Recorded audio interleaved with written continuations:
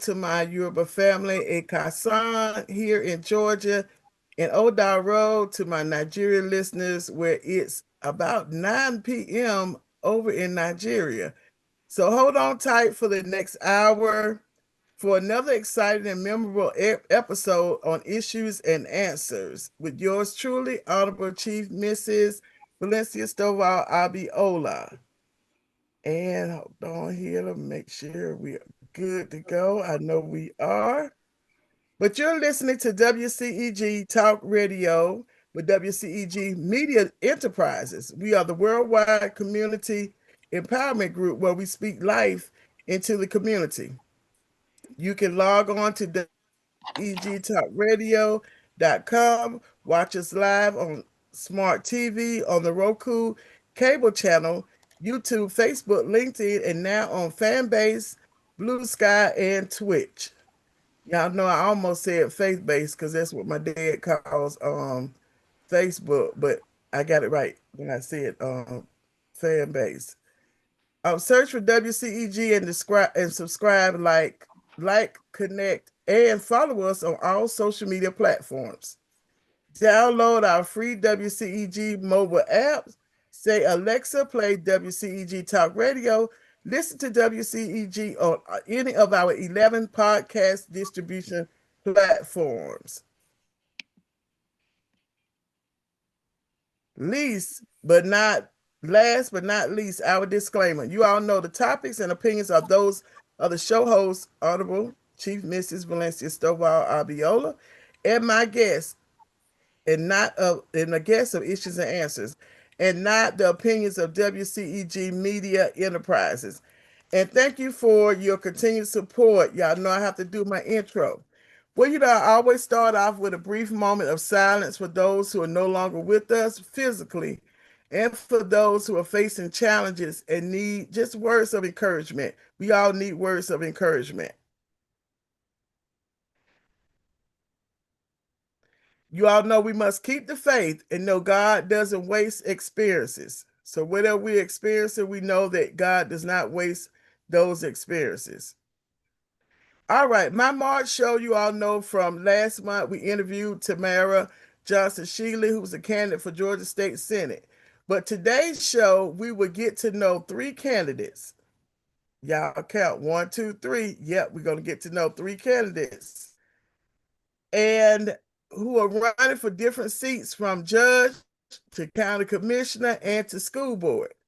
As a former state rep, I always enjoy interviewing candidates who want to serve as public servants. Y'all know it's not easy when you're wanting to serve. My hat's off to everyone who decides to open their lives up to public scrutiny, because that's kind of what it ends up being. A lot of time away from your family, asking people to believe in you by volunteering and asking them to donate money. It's a lot, y'all. But today, it's the last day to register to vote for the May primary. On Tuesday, May the 19th, it's the primary election. Check your voter status on mvp.sos.ga.gov.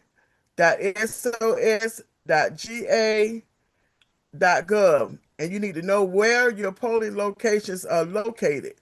And so that's very, very important for you to know that.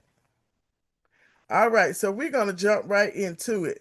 Did you know each Georgia voter has a minimum of 65 people who are elected at different times to represent their voices? I know most people don't know it.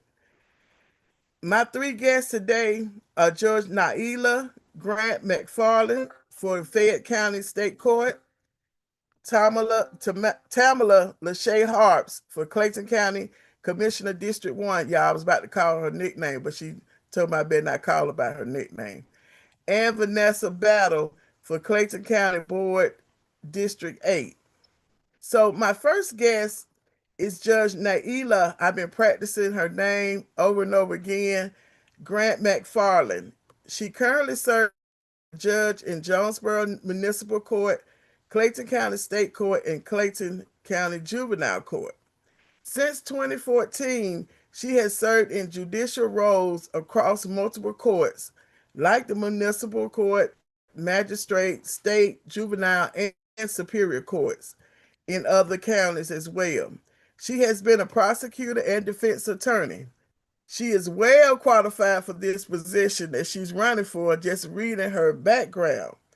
Her tagline is justice with compassion, leadership with integrity. So we want to welcome Judge Naila, and hopefully I got it right, Grant McFarland, to Issues and Answers on WCEG Radio. Good afternoon. Good afternoon. Thank you, the Honorable Stovall, for having me. It is such an exciting time for us. I heard you mention that registration to vote ends today. And so I hope all of your viewers are registered and ready to be a part of this voting process coming up. We have early voting April 27th, and then the last day to vote for state court judge is going to be May 19th. I am happy to be here and I'm ready for this discussion. All right, thank you. And so, jumping into it, I'm glad we were finally able to connect after many, many trials, attempts. I think since January, I think when I went out of town, and I was like, okay, I'm gonna keep on till I reach her. Mhm. And I want to thank you for taking time. So I remember stomping those grounds out in Fayette County back in 2024, which has a large, massive land. There's a lot of land down there. The demographics is definitely changing, while some things remain the same. So, and you have a vast amount of experience. So, why did you decide to run for Fayette County State Court judgeship instead of the other judge courtships in Fayette County? So I will tell you, I have been a judge since 2014, served in various courts. My family and I made the decision to move to Fayette County over a decade ago. And so in doing that, we've worked here, played here, lived here. And so I found that there were some things that I observed in state court that I knew based on my 360 preview and experiences and the different roles that I've played over the last 19 years of being a trial attorney, that I could serve my community in a way that everyone, the entire community, was being served fairly, impartially, and without delay. And so I decided Fayette County State Court was the place that I could best serve. So I made that decision to run. Thank you, thank you. And Mhm. what are two other issues that's facing the Fayette County community that you would like to address as a state court judge? Well, of course, one as it relates to state court is backlog. I recognize that when cases are held up in court and there's a delay in a final disposition or extended probationary periods, people's lives are affected. Taxpayers are paying for those judicial sessions. People that are coming back to court with attorneys have legal fees that are having to be paid. People are losing time from work and with their family. And so that is one of the major issues that I intend to address in the first portion of me taking office as a Fayette County next state court judge. The second issue is we recognize that we are evolving as a community, certainly inviting businesses and families to reside and do business here in Fayette County. I want to make sure that our court system is running efficiently, professionally, and fairly for everyone and not just a select few. So, with me in office, you will not have to know me personally. You won't have to have had grown up with me in order for me to do right by you. I am going to serve the entire community fairly, with dignity and respect when you come into my courtroom. Thank you, thank you. And yeah, those are some major issues I think a lot of the counties are facing. Mhm. People want their day in court, their fair day in court. Yeah. So with that, what are some solutions that you propose that you'll be able to do with concerning the backlogging, and of course, you kind of have given about the efficiency and making sure that people are treated fairly. Mhm. So I'm going to certainly look at the data, and I'm going to actually run a true check to determine, why some of these cases, 4, 5, and 6 years old, still on the docket. We're going to call those cases in that need to be heard, and handle them as quickly and efficiently as possible. As for some of these cases that are on extended probation for minor non-serious traffic offenses, I believe, I understand a lot of them have these conditions that allow for their cases to be reviewed after 6 months. I'm going to go ahead and put those on the docket and do the review. And for those that are eligible, we'll go ahead and resolve those matters. And I think those are going to take care of a large number of cases that are clogging up the docket, and will allow for me as the next state court judge to look at some of the newer cases that are there. Again, recognizing that it costs everyone money and time when cases are delayed. Most definitely, it is a lot of money and time. And like I said, and then you're taken away from people being able to get back to their regular lives, whether they end up going to be found guilty or not guilty. But moving that process along, and even like you said, I know a lot of backlog with the jail houses Mm-hmm. as well. That would be So the help. I'd also say we have accountability courts as well, which I know is not novel. Many of the other surrounding counties also have it. I will look at the way that those accountability courts are also being run. And I think the difference that I will make is I'm going to hold everyone accountable. I'm going to not just look at the participants in the program, but I am also going to look at those that are offering the services. I want to make sure that when people enter the program, that they're getting those services so that they can be productive once they come out into the community. And we're also going to look at the fees associated with that. We need to increase that graduation rate. So we'll look at the data concerning that, and try to move that program in the right direction, those programs in the right direction. All right, that's great. That's great. All right, so Judge, how do voters who want to volunteer, you all have heard, the reason why she's running and the things that she plans on being able to do once she is elected in state court in Fayette County. So, how, if they want to volunteer, they want to give money, because campaigns don't run off of air, y'all. You have to have money in order to be able to get your name out, being able to help with all kind of other things that come up, mailers and all of that, and also to find out more information about you. Sure. Thank you. Again, thank you so much for having me, Honorable Stovall, and everyone for taking a moment to hear from me. I am Naelia Grant McFarland, running for Fayette County State Court Judge. I want to build bridges and not barriers for those that encounter Fayette County State Court.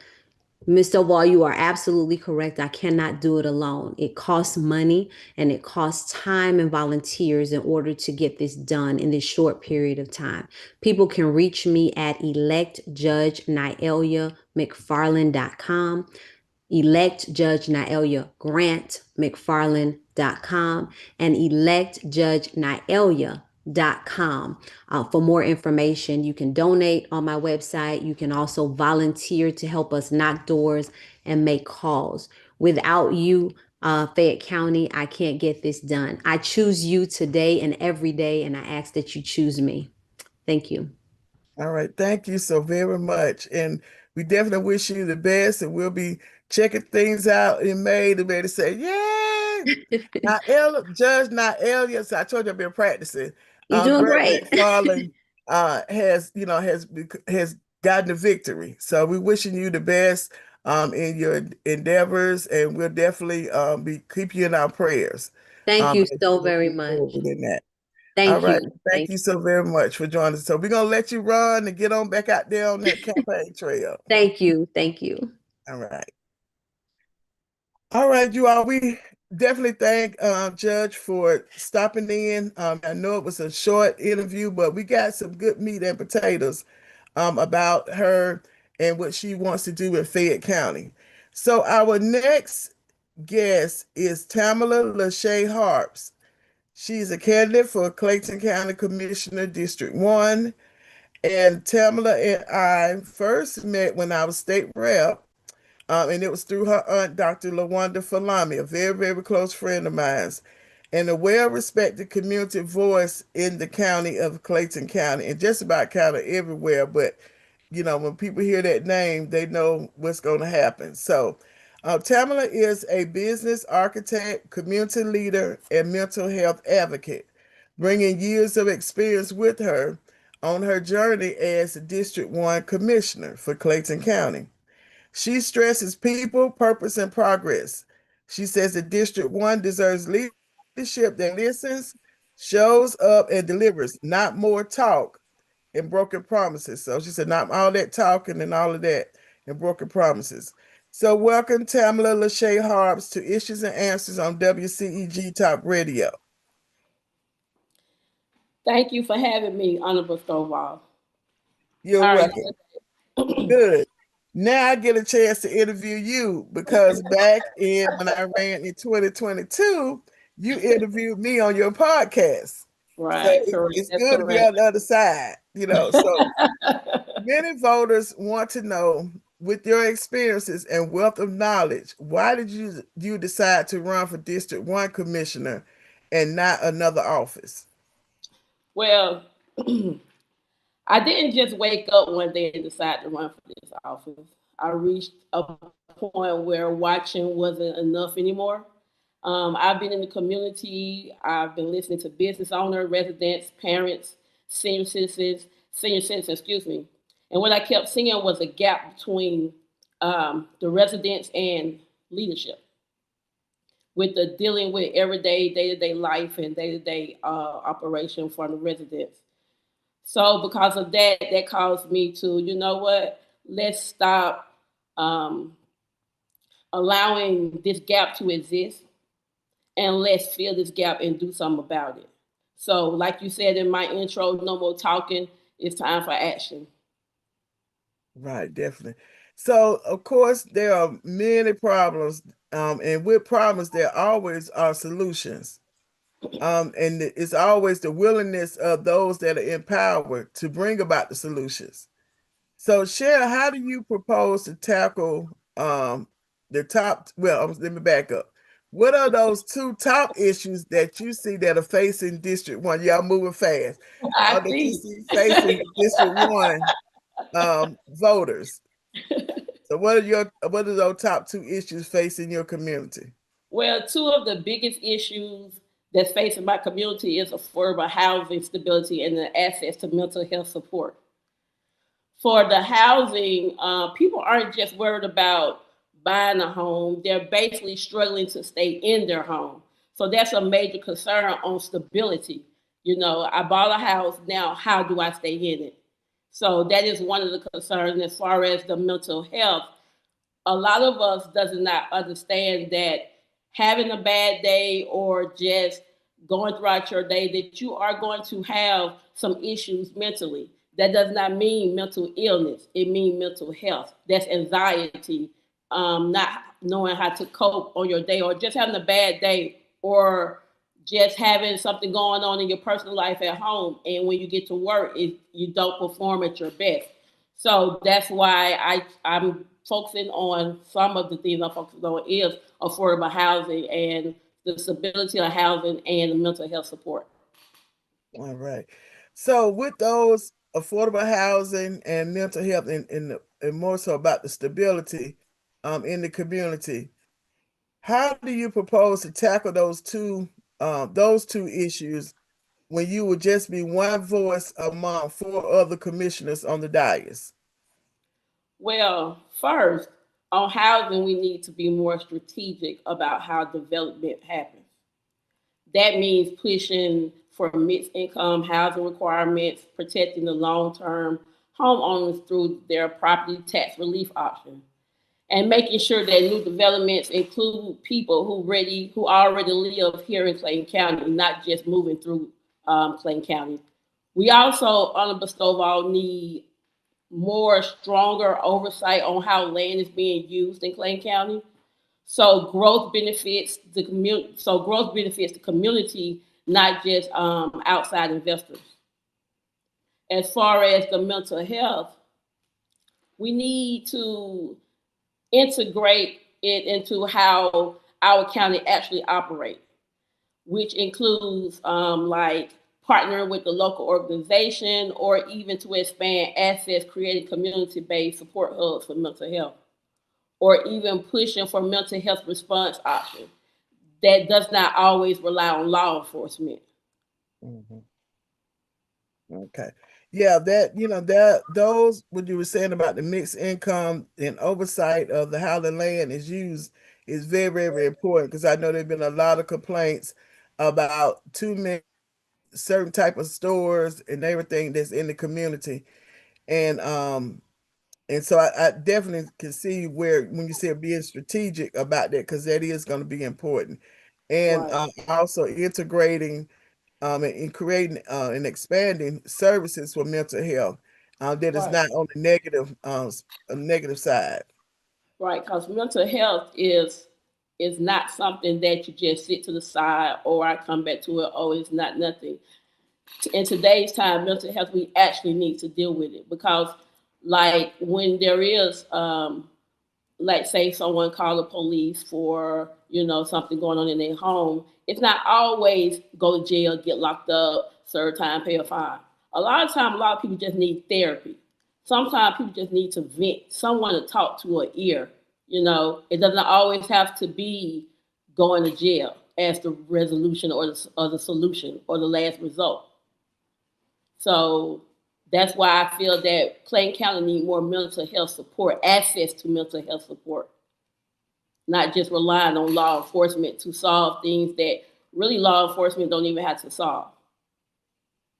Right. Yeah, and I think there have been, if I'm not mistaken, it might have been some legislation that came down, but even like you said, making sure that law enforcement is trained Right, and having someone that specializes in that that will make a difference in the right, community when it comes to that. right. Was there anything else that you wanted to add As far as with the as was go with ahead, the issues? If you had another issue that you saw that was important beyond the affordable housing and mental health? our youth in Clayton County is a big issue. Um, when it comes to our youth need to be more supported because they are our future. And the seniors that built our communities are aging out or getting older.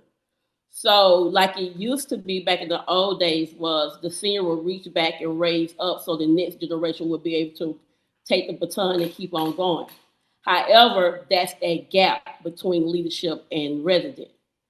And with the youth, we need more opportunities for the youth, not just more concerts and parties. That's fine, but also we need more education outside of the school system, guidance, opportunities, programs, and not just more meetings, more meetings, more meetings, or just being ignored as far as the youth. And one of my issues is that because I was born and raised in Clayton County, I raised my kids here, and when I was raising kids, we had um, parks and recreation activities, whether it was football, kickball, t-ball, baseball, softball. We also had ROTC for the kids. We had Upward Bound for my kids. So, just a bunch of different activities because I truly believe that for children, for youth, teenagers, if you keep them busy and occupied, then you don't have to worry about someone, the crime from the youth, the breaking in your houses. They don't have nothing to do. Idle mind, like they say, it's the devil workshop. So if you sit there with nothing in your mind, is just idle, then you're going to do whatever, you're going to find something to get into. So to prevent that, and the solution to that is that I'm focused on creating actual programs, actual options for the youth that can go with them as they age into a young adult. Yes, definitely those options and programs more like you said earlier about being strategic. More strategic programs definitely will support our youth and seniors. So Yeah. I see you out here getting your name into the minds of the voters, of course. So how can more voters contact you to volunteer, to donate? Because like I said before, campaigns cost money. That one little saying used to be that my dad would tell me that somebody told him was that campaign that train runs off of coal, but campaign runs off of gold, and gold mean that money. So you have to Absolutely. have that money to be able to do Absolutely. some things. Absolutely. So how Absolutely. can people help support you in your campaign? To support me in my campaign, they can visit my website at www.TamalaLaShaeDistrict1Commissioner.com. Whether it's volunteering, donating, um, making sure your registration, your voter registration is updated, anything you need as far as voting, helping me and my team, or even being part of the team Tamala LaShae District 1 Commissioner, they can visit my website at www.TamalaLaShaeDistrict1Commissioner.com. All And I'll right. go ahead. No, go ahead. What about on Oh, social media? yeah. My social media, my personal page is Tamala LaShae, but my campaign page is for Facebook is TamalaLaShaeHarps, District 1 Commissioner. Instagram, Tamala LaShae for District 1. All right. Well, Mm-hmm. thank you so much, Tamala, for stopping in for a short while to Thank you. let the voters know. Remember, primary voting is May the 19th. Early Correct. voting starts April the 27th, I think, through May the 15th. So make sure if you're in District 1 in Clayton County, make sure you check out Ms. Tamala Lachey Harps as a Commissioner District 1 candidate. Yes. Pamela, we're gonna let you run. Get on back out there. I know Dr. Falam is waiting on you. Yes. They got a whole list of things for you to do. Yes. And like always, like I say, people first, progress driven, and purpose focused. Yes, Thank thank you. you. Have a good day. Okay, you too. Thank you. Bye Appreciate bye. you. Bye bye. Bye bye. All right, y'all. Woo! We done had some powerhouses that we have been able to talk with today, from Judge Naila Grant McFarland for Fayette County, Judge State Court, to Tamala Lachey Harps for District 1, Clayton County Commissioner. So next up, to round out these candidate interviews, is Vanessa Battle, who is seeking the office of Clayton County School Board District 8. I met Vanessa when I was a state rep at the time, and she was the chief of staff with former Representative Mike Clanton. And then we ran into each other again years later at the Clayton County Council PTA's meeting. And she reminded me of our first encounter, because I was thinking that was my first time meeting her, but she said, no, we met before. So you have to be careful how you treat people, because you never know when you will run into them again. So I'm glad that I treated her nicely at that time. And during my race in 2024, she played an important role in my campaign. Vanessa carries many titles, to name a few: a business owner, legal professional, community advocate, and most importantly, an educator. I'm excited about her running for school board. So I'd like to welcome Vanessa Battle to Issues and Answers on WCEG. Hello, everybody, and thank you so much, Honorable Stovall, for having me today. Honorable Stovall, she's being very humble today, guys. She didn't let you all know that she's also one of my mentors. I look up to her. She knows hardly anything that's involved in the politics world that I don't call her about before I make a move. So I'm excited, though, guys. I'm excited for where we're headed in this season. I believe that God is doing some amazing things. We just have to pay attention because He is definitely speaking. Yes, thank you. I thought she was about to go into the first question. She was running so fast.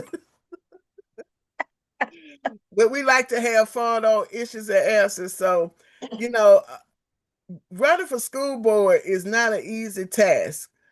Because I think Clayton County has about 52,000 more or less of students that are enrolled. And then, of course, you have the large number of faculty and staff that incorporates all when you're thinking about school district. And then you have the parents. So education is the foundation in every community, and it drives economics, and basically the quality of life. So, with all of the credentials that you have, why did you decide to run for school board and not go for a higher level position in Clayton County? Well, I'm glad you asked because actually I was running for commissioner for District 1. However, I believe I was just getting outside of my scope. And you are correct. I know that I would make a great commissioner. However, sometimes we have to just sit back and think about where's your anointing lies. And I know that it's not by happenstance that I came into education. And I also left Clayton County to go into another school district because I knew 2 years ago when I left Clayton County that I was going to be running for school board. But there were just so many things that was happening in my district that I was not happy about that I just chose to make a switch. But then back in December of last year, I had a upper respiratory infection and a sinus infection at the same time. And many of you know that that's unheard of to have two at one time. So when that happened, I said, oh my, it's some God's about to tell me. And so while I was home healing, he had to get in my stuff and say, little girl, get back on track. Get back for what we've been preparing for, what you've been prepping for, and that is the school board.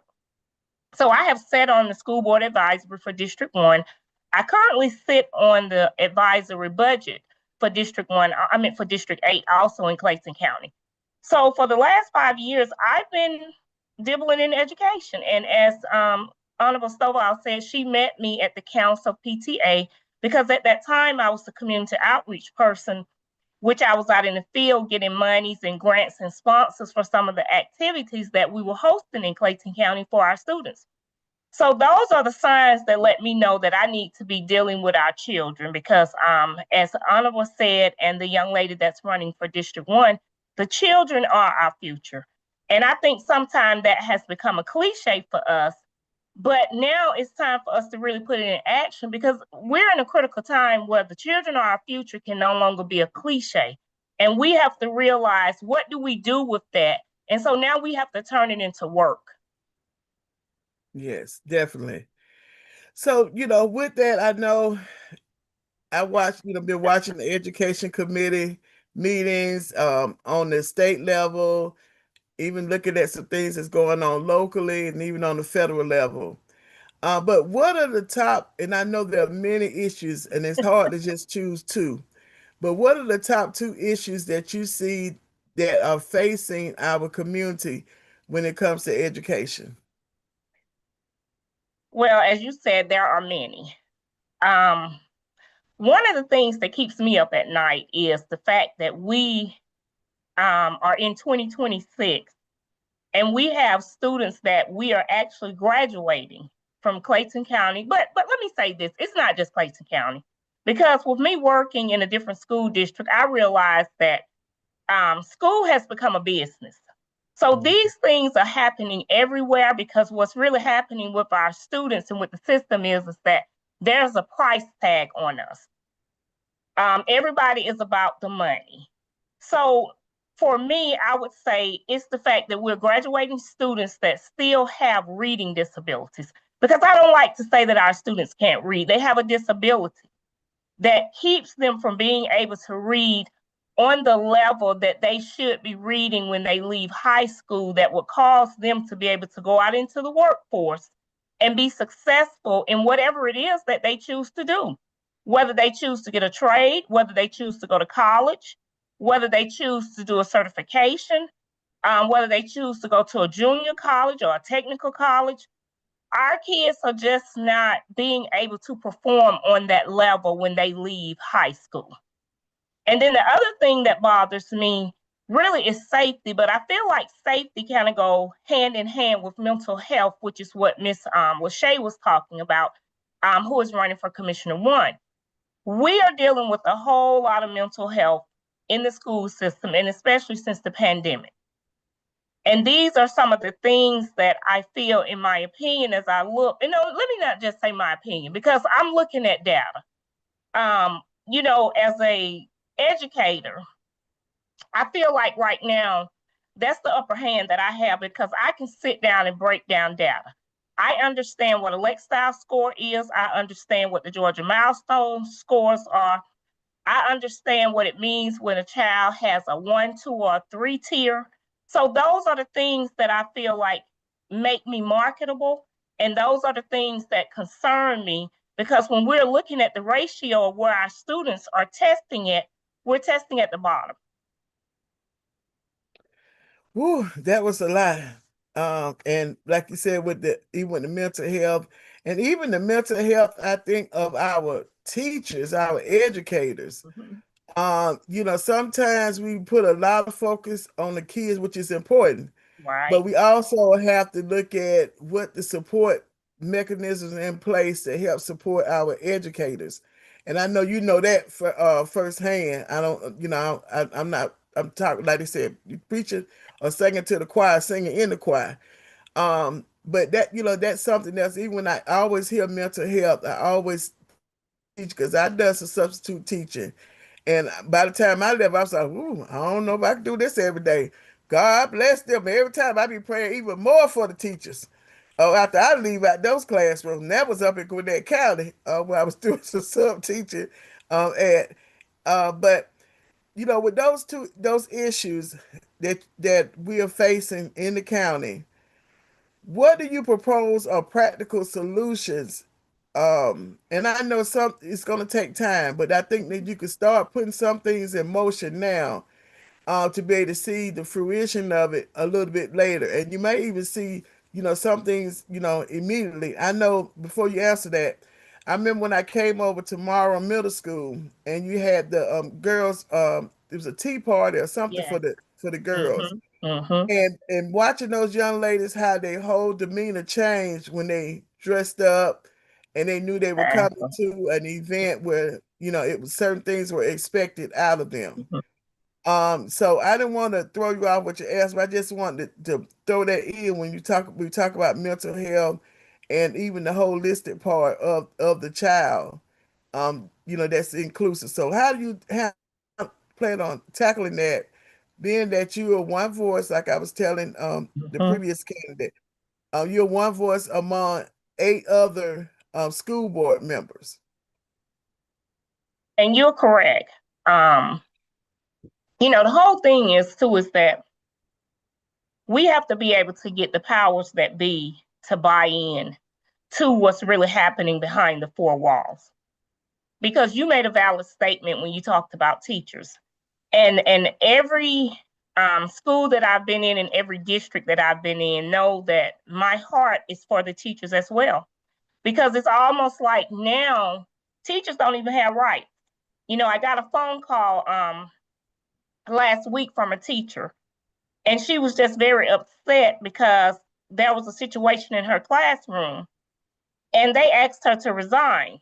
Now, what really shocked me about the whole incident is that they never went and pulled any students to get statements because what people don't really realize is that we don't have recordings in our class. So they never pulled any of the students to write a statement. They just went by what the kid went home and told his parent. Now, when they looked into the student's record, this is a child that has eluded from class, and eluding is the new run out of class free ticket, I guess, what these systems give these kids. A kid, I can tell a child to just sit down, and because they don't like the fact that Miss Battle told them to sit themselves down, they can walk out of my class. That's called eluding. And everybody know that this kid has a history of eloping. So when I think about what do we need to do, as you said, the first thing is I've got to connect with my board members and help them to understand that there is really a problem. And the way to do that too is to help these board members to understand that they have to be visible in their schools. You know, I have yet to understand when I hear board members say, "Oh, Miss Bell, I can't go to the school and get involved in day-to-day work." What is day-to-day? So I have yet to have anybody to really break that down to me, though, Honorable. Because in my mind, as an educator, getting involved in day-to-day means that you are a board member that comes into my class or come into my school and begin to tell me how to run it. See, there is a difference.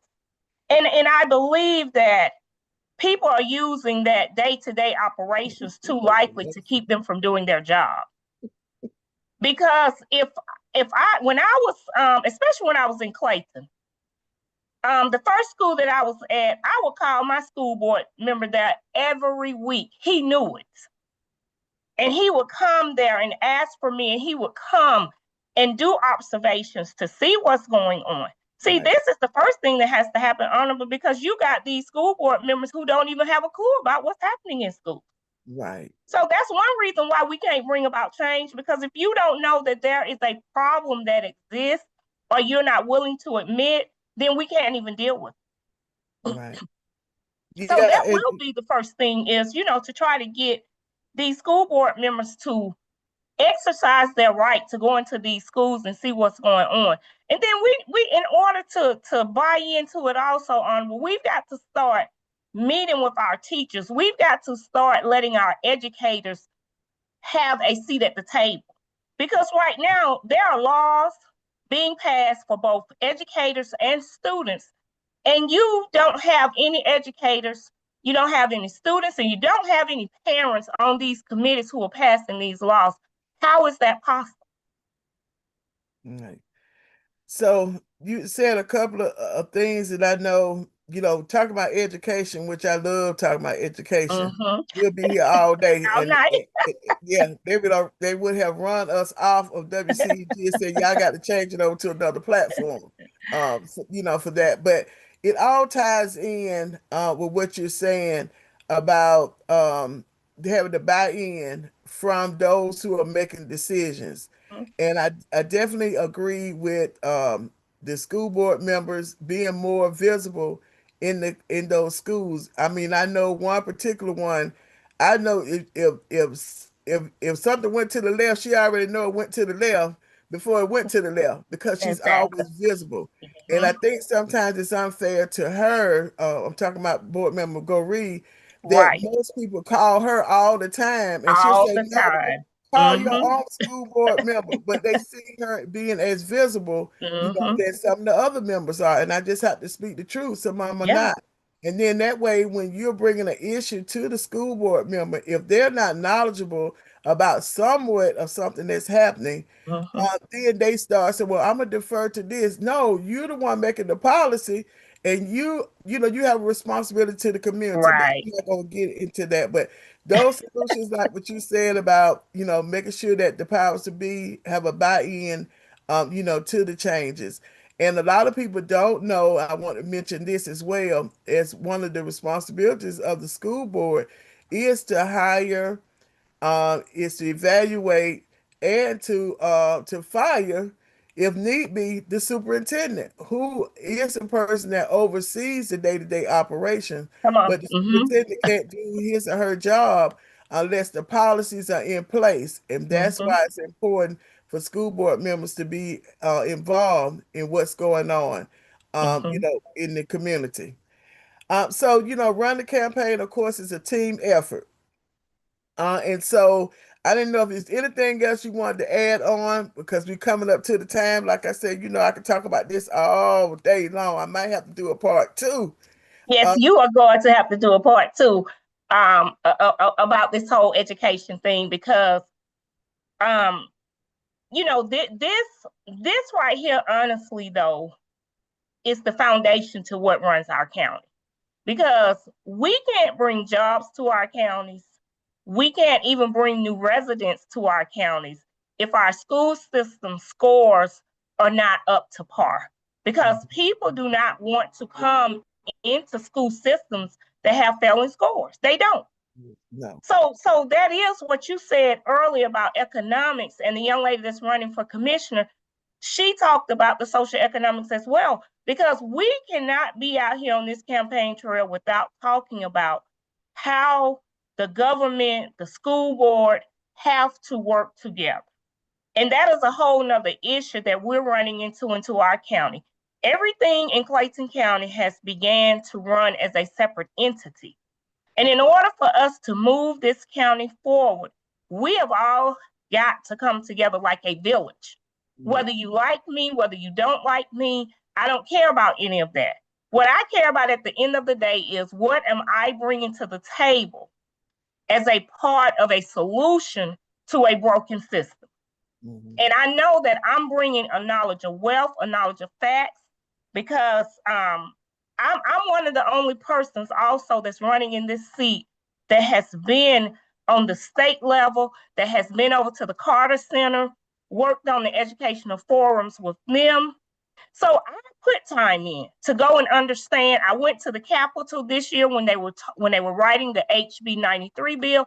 And this is the last thing I'm gonna say, because I know we have to get off of here.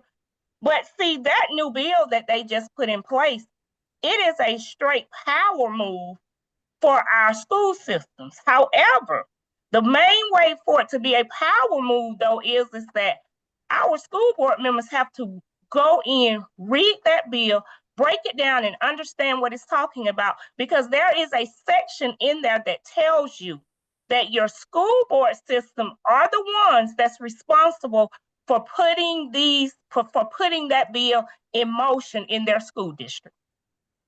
And that's the literacy bill. Is that the one that you referred to? The literacy? Yes, the literacy. Yes, ma'am. Okay. Yeah, okay. I know that was a big talk for this session.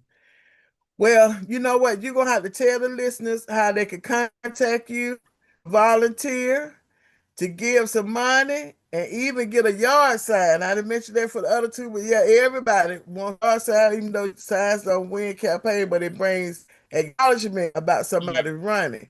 But the volunteering and donating, there are only a few days left before early voting starts, and what historically happens in I know in Clinton and in Fayette as well, that a lot of people go and vote early. Yes. So you want to be able to capture those voters early, because on the day of election, it's not a whole lot of people that end up coming out like they do in early vote. I mean, they come out, but most of the time, a lot of it is done in early voting. So tell people how they can contact Vanessa Battle. Okay, so to reach me is pretty simple. My website is battle4schoolboard.com. My email address is battle4 for the schoolboard@gmail.com.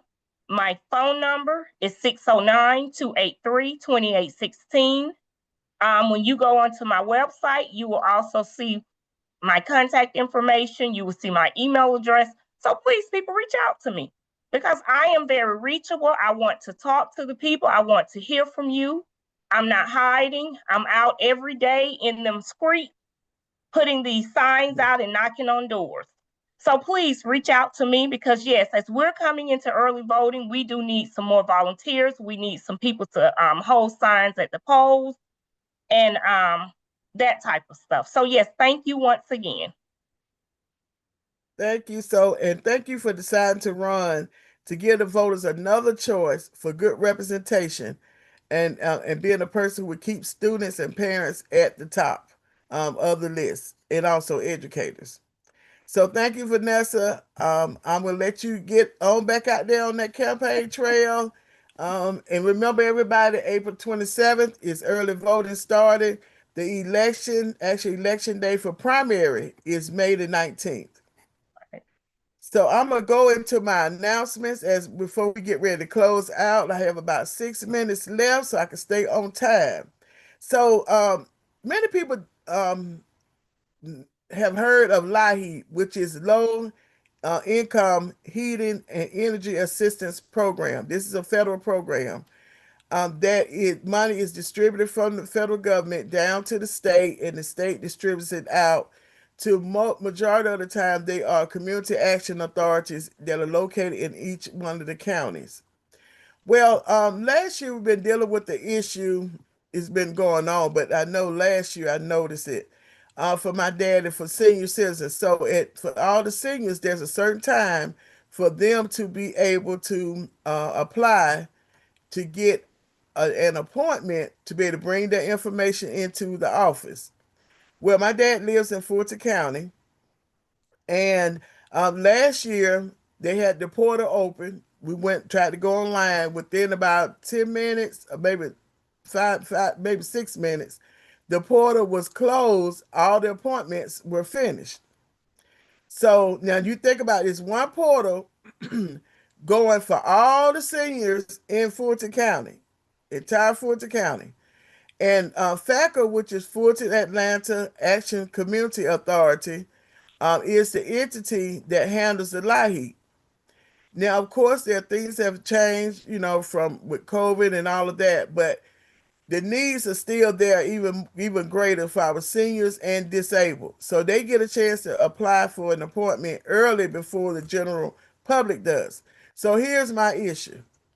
I brought it to the attention of the staff at FACA last year. Even did a Facebook post and asking them, hey, how can we resolve this so that it doesn't happen again? Because those who know, you have summer time and you also have winter time where you're able to get energy assistance. Well, this particular at FACA over on Kelly Street, it took a lot. I finally was able to get in and get my dad his energy assistance and everything. So I said, okay, let me get on the horn early before December comes up so we can figure out what's going on. Like I said, I like to solve problems. I like to find solutions. I don't like to complain. I like to find solutions. So I contacted I didn't get a response right back. I did contact my county commissioner for my dad for where we are in Fulton County. They attempted, but to no avail. They didn't come up with a solution either. So then I attended the ARC, which is Atlanta Regional Commission. They have an aging council that look at issues that senior citizens and disabled are facing across the 13, either 10 or 13 region county. So I went and spoke during public comment. And so I thank Dr. Falami, LaWanda Falami, who's the vice chair, who helped to escalate the situation. And so I did get a response back from the executive director. She then connected me through email to the staff at FACA. And remember what I said, FACA is the only agency in Clayton County, I'm sorry, in Fulton County, only agency in Fulton County that handles the LIHEAP, which is the Energy Assistance Program, the money that's distributed out. So after that, I talked back and forth with the lady, asking her, my dad attends the Helene Mills Senior Center. And I said, during COVID, all the seniors had to do was bring their information up there, their documentations. And then from there, their information was entered into the computer system and they received a letter saying that they were approved or whatever other information that was needed. Well, they said that no, the state has changed the way that they have to input the information and it has to be, scanned in and all of that. So I said, I understand that. I said, but what about those seniors who are not technology savvy, who don't know how to go online or don't have a family member to go online to get their appointment? What happens with them? And they said, well, we have a walk-in for 10 people. Now, mind you, we're talking about the whole Fulton County, y'all. So we have a walk-in for 10 people, but here it is. You have to either your lights or energy have to already be disconnected or you receive a disconnection notice. Who wants to wait till that time come to be able to do that? And then if it's only 10, and if I'm a senior citizen, I'm standing out there, and say I'm number 11 or 12 when I get there, then you tell me I have to go back home and then come back again. That's too much. So, of course, I wrote a letter to the executive director, asking about going to the board, their governance board meeting. I was told that I couldn't do that, how they were set up, but they would pass the information on to the board. So, y'all, we're in this process now of finding a solution. Now, I'm going back to ARC again on May, and if you all are available and you want to join me, May the 12th at 1 p.m. For the Georgia Aging that meeting is going to be down on Peachtree Street. And I'm going back again for public comment and offering a solution that they create a task force to be able to tackle what solution needs to be done. Now, when someone tells me in the letter, I was told that since I was a former state representative and that I know, I have expertise and experience to be able to, be able to help with this. First of all, I'm not the agency and I'm not on payroll to be doing anything. You have people on payroll that need to do their job. And one other thing I do know is if you have a board member on your board who is a former elected official, state official, guess what? That person can contact the government liaison person. Just so you all know, every state agency has a government liaison person, and that talks directly to the elected official. And this person was actually elected at the time of being on the board. Well, here, even beyond that, to get the solution to on the state level. So I said, okay, you know what? Let me go back to the aging council and request that they create a task force to find out what needs to be done to help our seniors who cannot get online to get an appointment. Even if they call, they end up going to a recording. Y'all, I'm telling you, at 11 o'clock on the dot, I was on my computer trying to get an appointment. Don't you know at 11:06 I got an error message that the system had crashed. Then I tried back again by 11:11, probably no more than by 11:15. They said all the appointments were gone for the entire months. This is ridiculous. I'm somebody to think I know a little something about going on, but just think of a senior who does not have that capability. But anyway, so y'all will be listening on some more in the future about what's going on with this FACA, because I'm not gonna let it go. And the county commissioners in Fulton County, I emailed them as well that they need to be answering to what's going on and what additional support. Even the city's gonna need to add additional support mechanism. What's wrong with hiring people for a season of work to input the information into the system? So anyway, that right, I had to just tell y'all that. Okay, I'm gonna run through this. I'm running over my time. Policy and People, our second meeting. This is with Hand, Heart, and Soul Project. I'm their senior policy advisor, and we're actually hosting a scam prevention and using your voice for change for senior citizens. It's going to be at the Forest Park Senior Center on May the 15th at 1 p.m. And we have a guest speaker who's going to be there from the Attorney General's office. Sean Conroy is going to be there for the Georgia Department of Law's Consumer Protection Division. Y'all, we got to protect our seniors. So we're going to have this, and we're going to be serving donuts, tea, and coffee. And that's on May the 15th at 1 p.m. Also, Community Champions will be having their next meeting. They meet monthly on the second Tuesday, and they are made up of recipients who receive SNAP, decision makers who are the elected officials, and community leaders. And so, if you're interested in that, just reach out to me. I'll be posting this stuff on my social media as well.